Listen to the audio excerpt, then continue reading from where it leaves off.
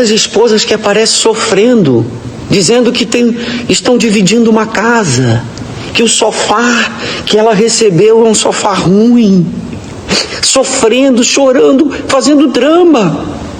Novela mexicana. Vocês viram esse vídeo aí que eu coloquei para vocês, e agora eu vou falar nesse vídeo do que se trata, tá? E principalmente o que é ser pastor na instituição universal. Hoje, nesse vídeo, vocês vão entender de uma vez por todas o que é essa relação pastor-igreja, como é ser pastor dentro dessa instituição, para que você não tenha nenhuma dúvida, tá bom? Bom, eu sou o pastor Rafael Venâncio, quem não me conhece, fui pastor dessa instituição durante anos, tá? Eu posso dizer que o exercendo a função pastoral foram mais de 20 anos, tá? Dentro dessa instituição. E posso garantir para vocês que durante esses 30 anos que eu tive dentro dessa instituição foram os piores dias da minha vida. E hoje eu vejo isso na prática, tá? E eu vou falar para vocês o conceito de ser pastor de um sistema religioso e o ser pastor de fato numa igreja, qual a diferença, tá? Edir Macedo, inclusive, nessa live passada, ele veio falar sobre religião versus fé, fé em Deus, como se ele não se enquadrasse na religião. Ele não estudou, ele não sabe a língua portuguesa, ele não sabe o significado da nomenclatura, religião, ele também não sabe estudar a respeito sobre isso, mas se enquadrar no conceito de religião, todas as instituições se enquadram, porque querendo ou não, direto ou indiretamente, elas agem como religião. Mas o sentido de ter fé em Cristo, buscar a salvação, buscar a Deus, de fato não tem a ver com uma religião, mas todas essas instituições prediais, elas são uma religião. E a universal de todas as religiões é a que mais se enquadra no conceito de religião. Então ele fica com essa hipocrisia tentando se isentar, falando que não são religiosos. Na verdade, eles são mais religiosos que os outros. É só vocês analisarem na prática as suas doutrinas, como que eles fazem para cercear a vida das pessoas e que as pessoas sejam escravos deles, Escravidão, de fato, é a escravidão dos tempos modernos, tá? Aquela era do apartheid que aconteceu, tá? Quando aquela rainha, Isabel, ela foi lá e proclamou, tá? O fim da escravidão, quando Nelson Mandela brigou, tá? Pelo apartheid, para acabar com essa coisa de segregação racial, na verdade a Universal ela começou de novo esse estilo de escravidão, só que um modelo diferente, tá? A escravidão ela atinge na sua maioria, majoritariamente os negros, mas os brancos também, tá?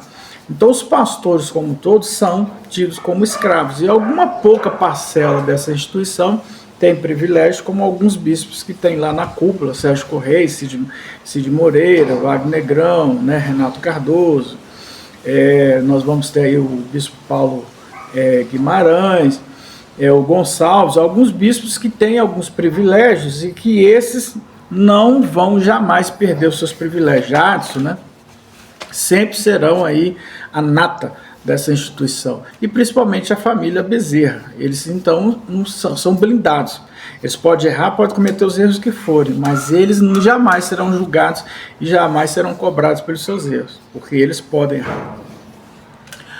Ser pastor na igreja, na instituição universal, é o mesmo que viver, por exemplo, no fundo de uma fazenda, jogado num cômodo, tá? Fechado, com um quarto e com um buraco para você fazer suas necessidades fisiológicas, literalmente isso.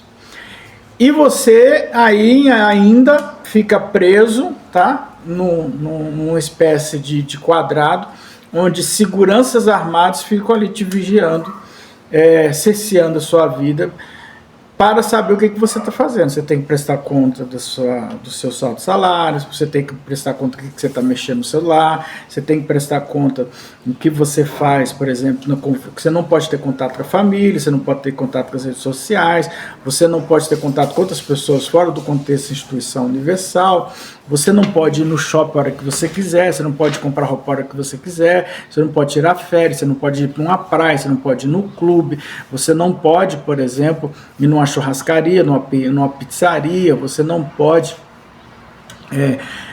fazer coisas normais que os seres humanos fazem, ir numa academia, por exemplo, fazer um curso, se especializar, estudar, né? Fazer coisas normais que as pessoas têm vontade de fazer. Ser pastor da Universal, você não pode, isso é totalmente proibido dentro da instituição. Então você vive na escravidão.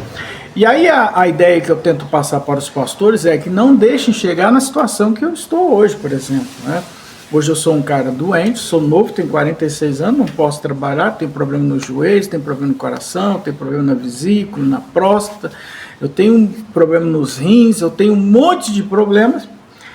E isso não é maldição porque eu estou falando do Edir Macedo, até porque foram milhares de pastores e muitos desses pastores que saíram, dos mais de 70, mais de 100 mil pastores que já saíram dessa instituição, muitos, a maioria estão bem, lógico que muitos morreram e muitos ficaram pior do que eu também.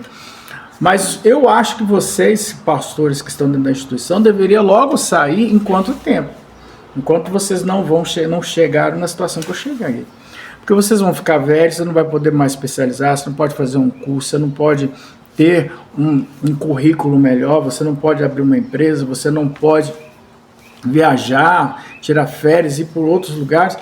Por quê? Porque você vive em troco de um salário, de um apartamento que eles te dão para você morar, fingindo que aquilo ali é uma vida boa, um carrinho para você andar e você acha que está tendo uma vida normal. Gente, isso não tem nada a ver. Essa lógica desse trabalho de instituição universal não tem nada a ver, não significa aquele trabalho cristão que os apóstolos iam de pregar o evangelho a toda criatura. Até porque Paulo e os seus apóstolos, discípulos, leia a Bíblia, eram livres.